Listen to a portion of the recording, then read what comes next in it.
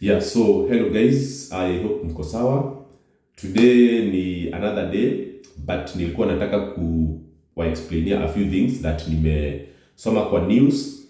Kuna hii story za Super Metro. So Super Metro ni one of the biggest operators of buses within the Nairobi metropolitan area.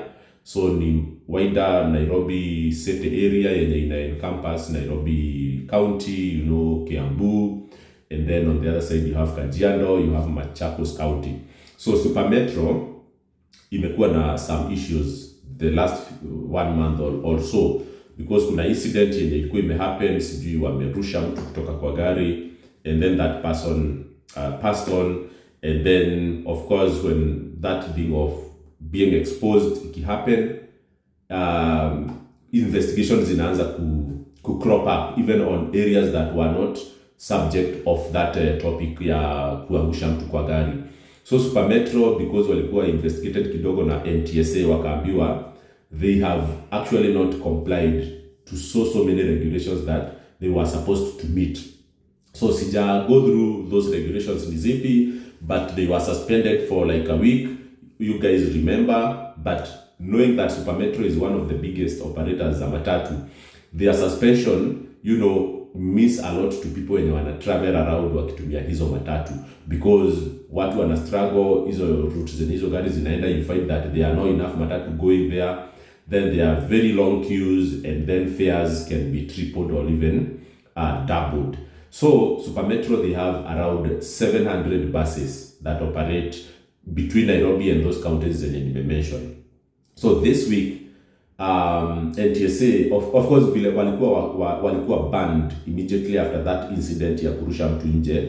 They were not operating for a week, but they went to court, waka request that wapewe ruhusa ya kuenda kuoperate as they comply with the NTSA regulations, because NTSA walisema these guys, most of their vehicles are not compliant. Hawajafanyiwa inspection, hawajafanyiwa, wengine hawana hata insurance, they were missing so many things. But the court said that the Super Metro guys wanna understand things that they have not complied, and they promised to comply. So by that time they had complied up to like 70%. So the court told them, you guys continue operating as you comply. But I think your time walikuwa wamepewa ya comply has come to an end. So this week, starting Tuesday, today is Tuesday 15th, starting Tuesday 15th, Super Metro zitakuwa suspended. Is actually, they are saying that themselves have stopped operations for 3 days so that they can comply to the remaining 10%. Because so far wanasema they wame comply up to 90%. So they want to finish the 10% remaining so that they can be fully compliant. So date 15, 16, and 17th of April, you will not see Super Metros on the road. 700 buses out of the road is such a big impact to people who are traveling. But I want to also see it as an opportunity for Uber drivers, because I don't know whether you guys can remember, was it in 2021 or 2020 when Uhuru had ordered a crackdown on bodaboda operators in Nairobi. There is a foreign lady who was stripped by some bodaboda guys. Sijui alikuwa anatoka wapi, but walimstrip, wakamnyang'anya kila kitu, and that video was trending so much. Then Uhuru akasema we cannot tolerate that in the economy. He ordered crackdown on bodabodas, and all bodabodas were like not operating. They were supposed not to go in so many areas, and because of that fear of being arrested, so many bodaboda guys stayed at home for like 3 days. And I can tell you that time, if anyone has ever been a driver in this Nairobi, they can tell you that was the best time that any taxi driver has ever made money than ever before. Because you cannot ignore the bodaboda economy.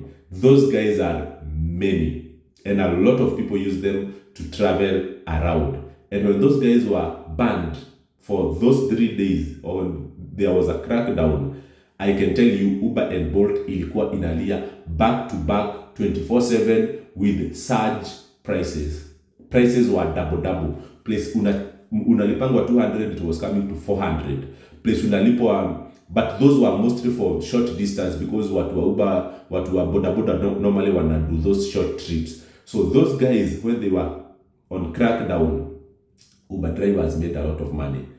So this time it is Supermetro. Supermetro is down for 3 days. I can tell you it is not just anything. Just look at the statistics. If you consider that a simple bus of Supermetro has a capacity of, I would say, 32 seats, and then that bus will ideally do like 10 trips. I'm not sure, but depending on the routes where they go, it can do 5 trips to and from. Okay, so for every to and from trip, it is carrying around that 2 times 2 is around 65. Okay, 65 people. So if it does 5 trips like those ones, you can imagine how many people will be carried by that bus in a single day. Then multiply by 700. So that is the impact that is felt when Supermetro is suspended. And actually we can do that math very, very quickly. I'm not very good at guessing. I always like doing my math with a calculator. We have said that bus has a capacity of 32 people, and then it will do to and from trips 5 times. So every time it goes and comes back, so it carries 64 people 5 times. So a single bus of Supermetro will service around 320 people in a day. And then you have 700 buses like those ones. Okay? So we are saying that in a day, Supermetro will service around 200,000 people. 224,000. Those are the people who interact with Supermetro on daily basis, on average. Imagine that's like 250,000. Okay? So, and the ripple effect, because when these guys are now away from work today, what the opportunity for Uber guys is that these 200 people need to be served, but they will not directly go to other buses, because the idea that Supermetro is away, these are the bus companies watajaribu kuongeza price, and then the queues will be long. So these guys, when walikuwa wanatumia Supermetro, will tend now to use alternative means of transport, and probably they will go for boda and they will go for Uber and Bolt na kadhalika. So this is a time for every Uber driver to be online.